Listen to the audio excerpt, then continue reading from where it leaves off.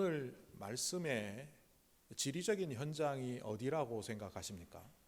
저는 한동안 변화산이라는 것이 있는 줄 알았습니다. 어릴 때부터 목사님들이 이 본문을 갖고 말씀을 하실 때 변화산상에서 일어나는 이야기라고 하셨기 때문에 이스라엘에 가면 변화산이 있나 보다 이렇게 생각을 했습니다. 그런데 학자들의 연구에 의하면 초기에는 이 산이 다볼산이라고 알려져 있었습니다. 그런데 그 추후에 더욱더 연구해 본 결과 정확히 알 수 없다 이렇게 해서 지금은 특정한 지리적 장소를 말하기보다는 산 위에서 예수님께서 기도하는 중에 놀라운 변화를 일으키셨고 그 변화의 현장, 영광의 현장에 구약의 위대한 두 인물 모세와 엘리야까지 동참했다. 이런 중심된 이야기로 이 본문을 많은 사람들은 살피고 있습니다. 자, 그런데 여러분들은 오늘 말씀을 읽으면서 무엇이 가장 여러분의 뇌리에 새겨졌습니까? 많은 사람들은 예수님과 모세와 엘리야가 등장한 이 영광의 모습을 기억합니다. 또한 어떤 사람들은 그 영광의 모습을 목격한 베드로가 여기가 조사오니 여기에 초막셋을 짓고 예수님을 위해서 모세를 위해서 엘리야를 위해서 초막을 짓고 여기에 우리도 함께 있겠습니다 했던 섣부른 베드로의 이야기도 기억합니다. 그런데 이 두 이야기는 사실 오늘 본문에서 그렇게 중요한 이야기가 아닙니다. 이 본문을 한 번 읽고 두 번 읽고 세 번 읽으면 앞에서 초점을 맞춘 이 두 가지가 중심이 되지만 10번을 읽고 30번을 읽고 횟수가 중요한 것이 아니라 깊이 있게 묵상하면 이 이야기는 다른 곳에 초점이 있다는 것을 발견하게 됩니다. 우리가 이 말씀을 볼 때 이 선입관이 있습니다. 과거에 들어왔던 이야기이기 때문에 이것은 변화산상에서 일어난 이야기다 이렇게 생각하기 때문에 정작 중요한 것을 놓치기도 하고 또 어떤 부분에 있어서는 사소한 것을 놓치기도 합니다. 성경을 덮어놨다고 보고 여러분 이 예수님과 모세와 엘리야가 세 사람이 대화를 나누었다고 성경은 기록합니다. 그런데 그 대화의 주제가 뭐였습니까? 여러분 떠오릅니까? 오늘 성경 말씀에 이렇게 기록하죠. 그들은 영광에 쌓여 나타나서 예수께서 예루살렘에서 이루실 일, 곧 그의 떠나가심에 대하여 말하고 있었다. 그러니까 모세와 엘리야와 예수님이 더불어 나눈 대화의 주제는 다름 아닌 십자가의 사건입니다. 십자가를 통해서 예수님이 죽으시고 또 그 죽으시는 이유는 그것을 통해서 완벽한 구원을 성취하시기 위하여 그렇다는 거죠. 자, 이런 논리적인 이야기를 저는 문학적 상상력을 통하여 조금 생각해 보았습니다. 이것은 어디까지나 저의 문학적 상상력과 구약에 나오는 정보를 합친 겁니다. 모세가 이렇게 말했을 것 같습니다. 제가 광야에서 힘든 시절을 보내고 40년 동안 떠돌이 생활을 하고 이후 또 40년 동안 이스라엘 백성들을 이끌고 지도자로서 살아왔습니다. 온갖 수모와 어려움을 이겨냈죠. 그리고 마지막 120세 되던 그때의 느보산에 서서 가나안 땅을 눈으로 목격할 때 저는 그 땅에 들어갈 수 없다는 사실이 얼마나 제 마음을 아프게 했는지 모릅니다. 가장 인생에 아팠던 시간이 그때였는데 그리고 저는 사라졌는데 그 아픔과 쓰라림에 비교할 수 없는 자리를 예수님께서 가시는군요. 예수님이 지시는 그 십자가, 골고다 그리고 겟세마네의 기도는 저의 아픔과는 비교할 수 없을 것 같습니다. 엘리야는 또 이렇게 말했을 것 같습니다. 제가 북이스라엘에서 하나님의 뜻에 따라 엘리야 선지자로 살아왔습니다. 남들은 뛰어난 선지자라고 칭송을 했지만 그 북이스라엘의 아합 정권이 저를 얼마나 위해했는지 모릅니다. 특히 그 중에 이세벨이라는 여왕은 아합의 분이었던 그 이세벨 여왕은 저를 죽이려고 온갖 일을 다 꾸몄습니다. 그러다 보니 저는 어느 순간 지쳤고 열왕기상 19장에 나오는 것처럼 하나님 앞에 3번이나 졸랐습니다. 차라리 죽여주십시오. 그 영적 우울감 속에서 사는 것보다 죽는 것이 낫다는 그 실패감 속에 있던 그 아픔을 저는 지금도 기억합니다. 그런데 그 아픔보다는 비교할 수 없는 고통의 자리를 예수님께서 가시는군요. 예수님은 이렇게 말씀하셨을 것 같습니다. 두 분이 수고해 주신 덕분에 제가 오늘 이 자리에 설 수 있고 두 분의 수고로 말미암아 골고다의 십자가는 바르게 설 수 있었습니다. 저는 다 압니다. 내가 왜 이 길을 가야 하는지, 또 이 길에서 오는 고통이 무엇인지. 그러나 그것은 하나님의 뜻이기에 올고지 순종할 것이라 말할 수밖에 없군요. 이건 제가 어디까지나 문학적 상상력을 동원했으니까 그 다음은 지문입니다. 괄호 열고 졸고 있는 제자들을 보시며 지그시, 그리고 예수님이 이어갑니다. 이제 내가 떠나면 저들이 힘들고 어려운 길을 가야 할 텐데 그것이 애틋할 뿐입니다. 모세와 엘리야는 입을 함께 이렇게 말합니다. 저들이 지금은 모르고 졸고 잠들어 있지만 결국에는 주님께서 왜 이 변모된 모습으로 그들에게 보이셨는지를 깨닫게 될 겁니다. 이거는 순전히 문학적 상상력입니다. 그런데 이 부분에 예수님과 모세와 엘리야가 예수님의 마지막 사건을 이야기했다는 것, 이게 굉장히 의미 있는 일이죠. 그런데 우리는 이 부분을 대부분 놓치고 그냥 휙 지나가 버립니다. 예수님이 영광스러운 모습으로 나타나셨구나. 그런데 정말 중요한 것은 우연히 발생한 사건에 목격자가 되었던 베드로와 야고보와 요한이 아니라 예수님께서 의도하시고 그들을 산에 데리고 가셨고 그들에게 이것을 보이셨다는 겁니다. 다르게 말하면 이것을 보여준 뜻이 있고 이유가 있고 이것을 통해서 하시고자 하시는 말씀이 있었다는 겁니다. 그래서 마태복음, 누가복음, 마가복음에서 이 사실을 상세히 기록하고 있습니다. 여러분은 이 변화산상의 사건을 통하여 예수님이 하시고자 하신 말씀이 무엇이라고 생각하십니까? 오늘 28절은 이렇게 시작합니다. 베드로와 요한과 야고보를 데리고 기도하러 산에 올라가셨다. 그런데 많은 사람들은 여기서 이런 질문을 합니다. 왜 하필 베드로와 야고보와 요한이지? 저도 마음이 꼬였는지 이게 먼저 들어왔습니다. 왜 다른 사람에게는 허용하지 않고 이 세 사람에게만 허용했을까? 다른 말로 왜 그들에게 특혜를 주시는 걸까? 우리도 신앙생활을 하다 보면 이런 일들을 경험하죠. 나는 그렇게 잘 안 되는데 다른 사람은 하나님의 복을 누리며 은총 가운데 잘 되는 모습을 볼 때 왜 하나님은 저 사람만 유달리 사랑하실까?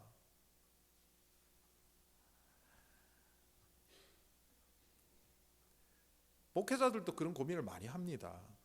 뭐 특별히 뛰어나지 않은데 어떤 사람은 쑥쑥쑥쑥 하나님의 은혜 가운데 교회가 성장하고 좋은 사역을 하는 반면 어떤 사람은 최선의 노력을 다하는데도 불구하고 아주 적은 숫자의 교회를 10년, 20년을 사역하는 걸 보면서 왜 하나님은 저 목사만을 사랑할까? 저는 중간에 꼈죠. 저는 제가 사역하는 거 중간에 껴갖고 저도 어떤 때는 나는 이 편인가 저 편인가. 성경에 이런 장면이 여기에만 등장하는 것이 아니죠. 모세를 선택하시는 장면에서도 다윗을 특별히 사랑하시는 장면에서도 또 아브라함을 택하신 장면에서도 많은 사람들은 질문을 합니다. 하나님은 왜 몇몇 사람을 편애하시는 것 같을까?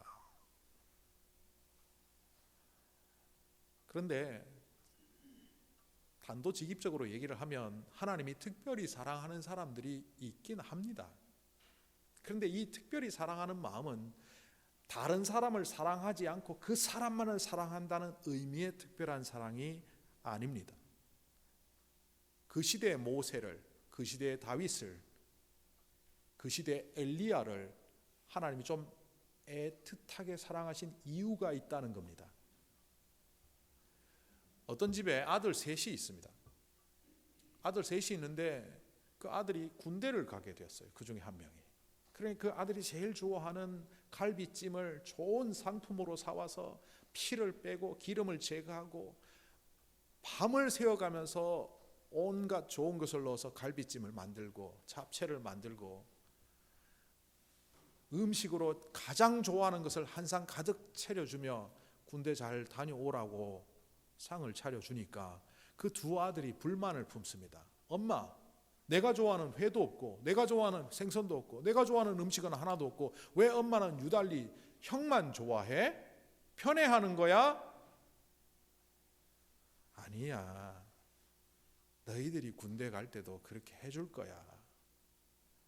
이 젊은 나이에 군대 가서 이제 제한된 생활을 하고 자기가 먹고 싶은 것도 못 먹는 그 형을 생각해서 해주는 거야. 너희들이 군대 갈 때도 똑같이 할 거야. 이 어머니의 행동은 특별히 큰아들만 사랑해서가 아니라 군대 가는 아들을 향한 애틋한 심정을 표현한 거죠. 둘째 아들이 군대를 갈 때도 셋째 아들이 군대를 갈 때도 그 어머니는 그렇게 할 겁니다. 성경에서 어떤 특별한 사람들이 하나님의 특별한 은총을 받는 것처럼 보이는데 그것은 사실은 하나님의 애틋한 마음의 표현입니다. 누구보다 더 순종하고 고생을 각오하며 걸어간 사람들을 향한 주님의 애틋한 마음이라는 거죠. 여러분에게 그런 특별한 은총이 없다면 아마 여러분이 고난을 각오하지 않았기 때문일 겁니다. 다르게 세속적으로 얘기하면 특별한 은총이 없는 것이 오히려 고난이 없는 것이기에 나쁘지 않다. 그렇지만 이거는 농담일 뿐이고요. 왜 우리에게 특별한 은총의 사건이 없는지를 잘 고심해 보십시오. 늘 싹싹 피해 다니고 늘 헌신해야 될 때 외면하며 살았던 우리들에게는 특별한 은총이 올 기회가 없었던 거죠. 하나님은 고난과 고통의 시간을 지나며 이 땅의 그 어떤 사람들보다 주님의 나라를 위하여 헌신하는 사람들에게 애틋한 마음을 갖고 있습니다. 오늘 이 산에 오른 베드로, 야고보, 요한도 그러합니다. 야고보를 보십시오. 사도들 중에 제일 먼저 순교합니다. 그 젊은 나이에 예루살렘 교회 지도자가 되고 얼마 되지 않아 그는 사형당합니다. 요한을 보십시오. 예수님께서 돌아가시면서 그의 육신의 모친인 마리아를 부탁했습니다. 그래서 다른 사도들이 열심히 사역하며 활동할 때 그는 노년이 될 때까지 마리아를 복양하는 것을 자기의 사명으로 알고 하다가 나이 80, 90에 비로소 사도로서 사역을 합니다. 그래서 요한복음, 요한계시록은 그의 나이 90세 가까운 즈음에 쓰여졌습니다. 베드로를 보십시오.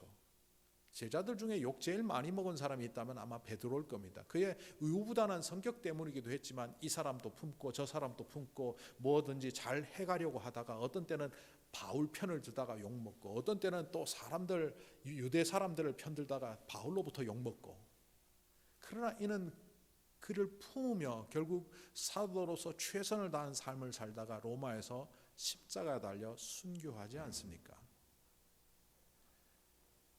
다른 제자들도 그렇지만 특별히 베드로와 야고보, 요한에게는 하나님께서 특별히 맡길 일이 있었고 그것에 순종하며 고난을 각오하며 그들의 살아가는 미래의 삶을 이미 알고 계신 주님께서는 그들에게 애틋함이 있었습니다. 결국 주님의 특별한 사랑은 고난을 각오하는 자에게 주어지는 특별한 것입니다. 특혜가 아니라 애틋한 마음, 주님의 안타까움의 표현입니다.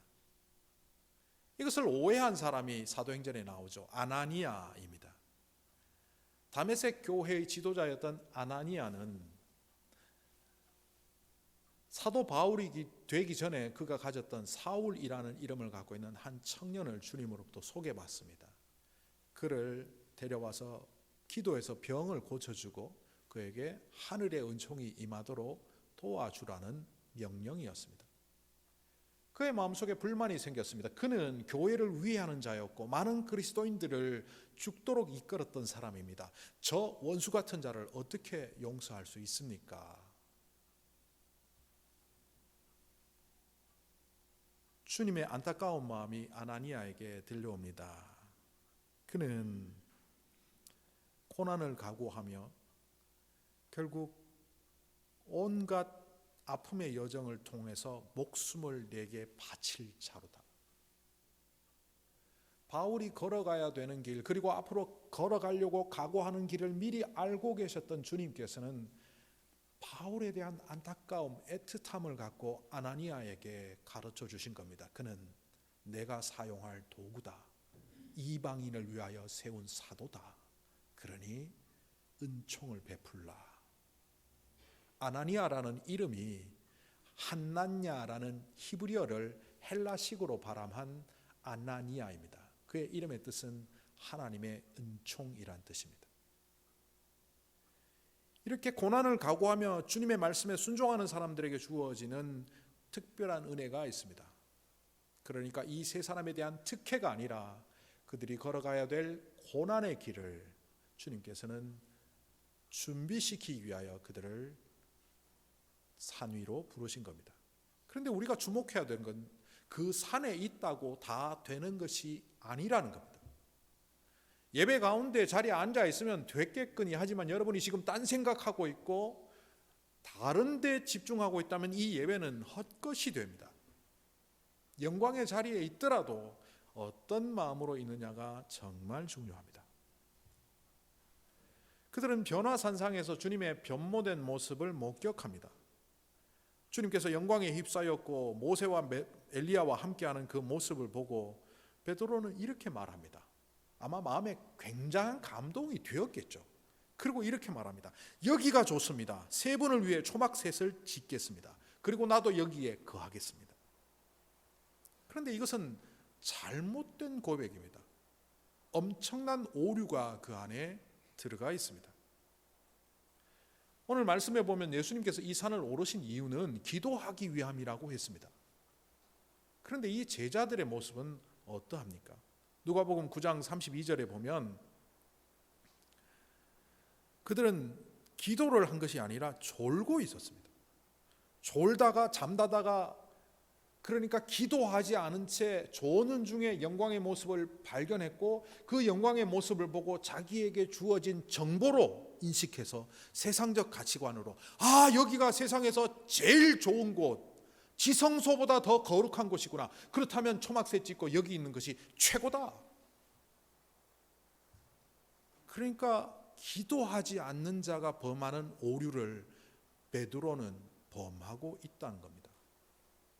여기가 좋사오니 과거에 이렇게 번역을 했는데 이 고백에는 이 말에는 심각한 오류가 있는데 이것이 지극히 자기 중심적인 생각이라는 겁니다. 제가 한국에서 청년을 지도할 때 있었던 한 이야기입니다. 고려대학교 의과 본과 5학년 그러니까 본과 3학년 다니던 한 형제가 제게 와서 신학교를 가겠답니다. 의대를 포기하고 가겠답니다.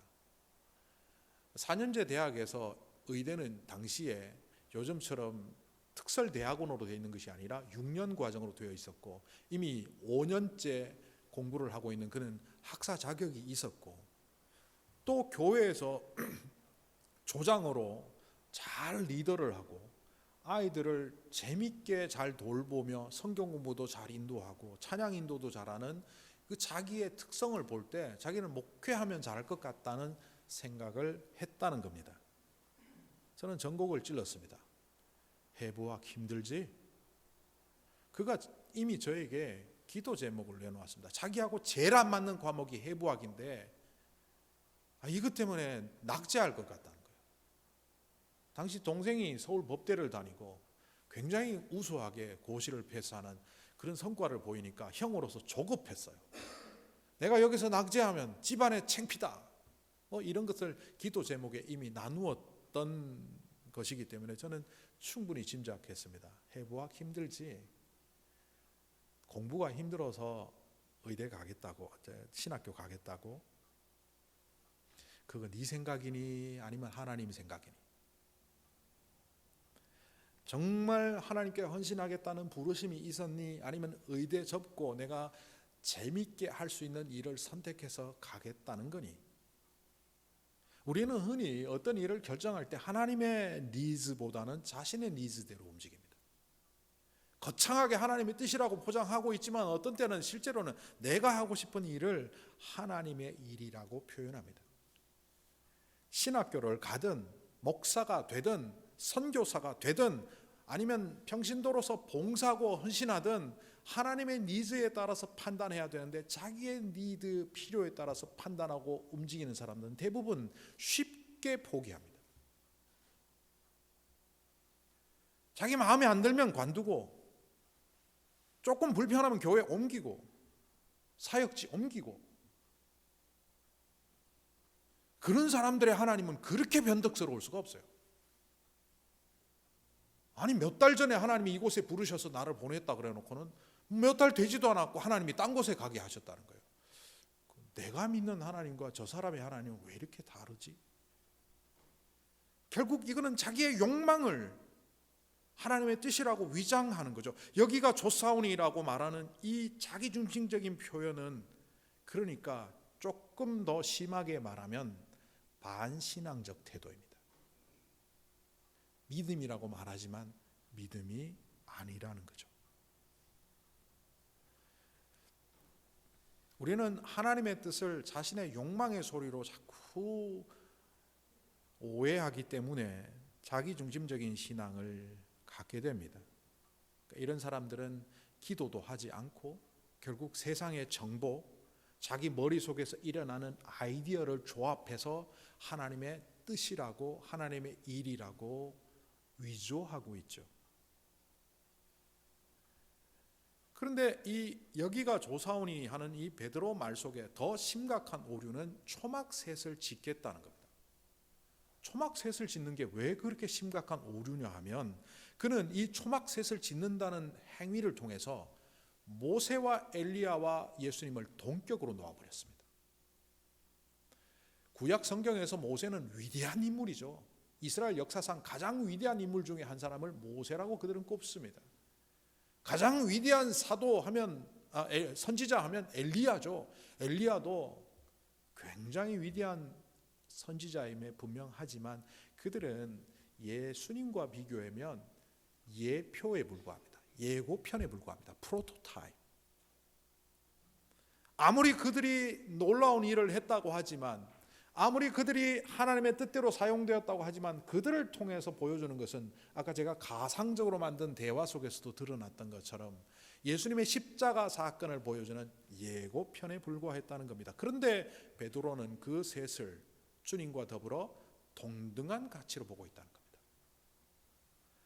우리도 신앙생활을 하면서 이와 같은 잘못을 저지르죠. 하나님의 사랑과 은혜가 우리에게 특별히 임해서 육체의 건강을 허락하실 수도 있고 재물을 허락하실 수도 있고 세상적인 성공을 허락하실 수도 있습니다. 그러면 그것을 주신 이유를 생각해야 되겠죠. 하나님께서 나에게 건강을 주신 이유, 재물을 주신 이유, 성공을 주신 이유가 뭘까? 그리고 그것을 수단으로 삼아 하나님의 뜻을 이 땅에 더 잘 펼쳐갈 수 있도록 주님을 재발견하고 세상의 가치가 아니라 하늘의 가치로 그 도구들이 잘 사용될 수 있도록 깨달아 가야 되겠죠. 그런데 우리도 어느새 하나님의 은총으로 주어진 건강이, 하나님의 특별한 사랑으로 주어진 재물과 성공이 주님과 동격이 됩니다. 그리고 이렇게 말합니다. 나를 건강하게 하시지 않는 것 보니까 주님 나 사랑하지 않는 것 같아요. 나에게 성공을 주시지 않는 것 같으니까 하나님 없는 것 같아요. 주님께서 나에게 재물을 허락하시지 않고 이렇게 어렵게 살게 하는 것 같으니까 하나님 날 사랑하지 않나 봐요. 이런 것은 바로 주님과 재물과 건강과 세상의 가치를 동격으로 놓을 때 나타나는 현상들입니다. 오늘 베드로는 초막셋을 짓겠다고 거창하게 말했지만 결국 신앙의 초막도 짓고 성공의 초막도 짓고 재물의 초막도 짓고 건강의 초막도 짓겠다는 주님을 상대화하는 잘못된 시각을 드러내고 있습니다. 이런 베드로를 향하여 또한 졸고 있던 야고보와 요한을 향하여 하늘의 음성이 들려옵니다. 이 하늘의 음성을 보면 오늘 9장 35절에 이렇게 들려오죠. 구름 속에서 소리가 났다. 이는 내 아들이요 내가 택한 자라. 우리는 대부분 요거는 명확하게 기억하는데 그 뒤에 것을 자주 놓칩니다. 그 뒤에가 더 중요합니다. 너희는 그의 말을 들어라. 말하려고 하는 포커스는 그의 말을 들으라입니다. 그런데 그가 누구냐? 그는 하나님의 아들이고 하나님이 택한 자고 하나님이 보내신 자라는 겁니다. 관계사입니다. 정말 말하고 싶은 것은 그의 말을 들어라입니다. 베드로가 자기의 생각을 펼쳤지만 초막을 짓겠다고 말했지만 그게 중요한 게 아니고 주님의 말을 들으라는 겁니다. 주님이 이 사건을 통해서 보여주시는 것이 무엇일까요? 성경 문맥을 크게 넓게 펼쳐보면 이 사건을 전후해서 예수님께서 하신 이야기가 있습니다. 앞으로 계속 우리가 살펴보겠지만 이미 전에 살펴본 이야기는 내가 십자가에 죽고 고난을 당할 것이라는 그 이야기를 이 사건 전에 하셨고, 이 사건 후에 산을 내려가서 귀신 들린 아들을 고치는 장면이 나오긴 하지만 그 이어서 예수님께서 하시는 이야기는 또 예수님의 십자가 고난에 관한 이야기였습니다. 주님의 말을 들어라라고 하는 이 주님의 말이 무엇입니까? 다르게 말하면 주님께서 왜 이 영광의 자리에 제자들을 목격하게 하셨습니까? 좋은 거 봤으니까 박수치고 아 좋았다 감격하고 끝내라는 이야기입니까? 순교자들이 두려움 없이 순교할 수 있는 이유를 여러분 아십니까? 순교자들이 두려움 없이 할 수 있는 것은 그들의 용기 때문이 아니라 순교 직전에 하나님의 영광을 목격했기 때문입니다. 스데반의 순교 현장을 보십시오. 그는 돌에 맞아 죽는 처참한 자리에 있었지만 하나님의 영광의 보좌를 눈으로 목격합니다. 베드로와 요한과 야고보에게 앞으로 그들이 가야 할 고난을 이겨낼 수 있는 힘을 주님께서는 이 광경을 목격함으로 갖게 하셨습니다. 제가 앞에서 가상으로 만들었던 그 대화 속에 모세와 엘리야가 했던 말을 기억하시죠? 지금은 모르지만 나중에는 알 겁니다. 주님께서 왜 이 광경을 보여주셨는지를. 고난 가운데 있는 1세기 신약교회를 향하여 베드로는 베드로전서 1장 24절 이하에서 이렇게 말합니다. 모든 육체는 풀과 같고 그의 모든 영광은 불의 꽃과 같다. 풀은 마르고 꽃은 떨어지되 주님의 말씀은 영원히 있다. 이 말씀이 너희에게 전해진 복음이니라. 예수 믿는 것 때문에 모든 것을 잃어버리고 상실되고 심지어 목숨까지 위태로운 그 자리에 있는 자들에게 베드로 선지자, 베드로 사도를 통하여 하나님께서는 내가 너희를 책임지리라 살리리라 하신 것이 아니라 하나님의 말씀, 영원한 말씀을 붙잡고 살아갈 때 그 고난마저도 이겨낼 영광의 자리에 너희들을 서게 하겠다고 가르쳐 주십니다. 예수님은 또한 요한복음 8장 31절 이하에 우리가 이미 살펴본 것처럼 이렇게 말씀하셨죠.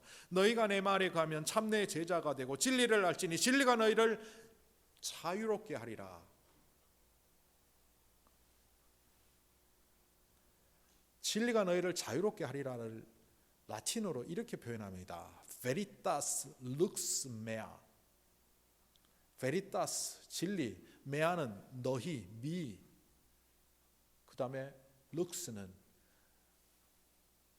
빛을 비춘다는 의미입니다. 자유롭게 한다는 그 추상적인 의미를 구체적으로 말하면 그 어떤 상황 속에서도 죽음조차도 너희를 얽맬 수 없는 진정한 빛을 너희에게 비추어 주시겠다는 것이 진리 안에서 자유를 누리는 자의 영광입니다. 그리고 오늘 장면이 어떻게 끝납니까? 찬란했던 빛도 사라졌습니다. 모세도 엘리야도 사라졌습니다. 거창하게 했던 베드로의 고백도 무의미하게 되었습니다. 모든 것이 끝날 때에 36절에 이렇게 기록합니다. 예수님만이 거기에 계셨다. 우리는 찬란한 영광을 기대하며 신앙생활을 합니다. 믿음의 자리에서 찬란한 영광을 목격할 수도 있습니다. 우리는 성공을 위해서 하나님께 간구할 수 있습니다. 하나님께서 그 성공을 주시기도 합니다. 그러나 기억하십시오. 그 모든 자리의 끝은 오직 예수님만 바라보는 겁니다. 눈을 들어 주를 보라. 오직 너희가 볼 것은 예수밖에는 없다는 것을 오늘 이 장면을 통하여 우리에게 다시 한번 알려주십니다. 이 세상의 영광은 헛된 것입니다. 신앙적으로 감격하며 느끼는 그 감격의 자리도 지나고 나면 영적 우울감으로 바뀔 수도 있습니다. 그러나 예수님을 붙잡고 주님 말씀 안에 서서 그분만을 바라보는 이 삶이야말로 참으로 우리가 추구해야 될 삶이며, 그 삶을 살아가는 길에 고난과 역경이 올지라도 두려워하지 말아야 될 것은 그 결국이 영원한 영광 속으로 들어가는 빛 되신 주님과 동행하는 길임을 믿어야 하기에 우리는 오늘도 묵묵히 주님만을 바라보아야 합니다. 기도하겠습니다.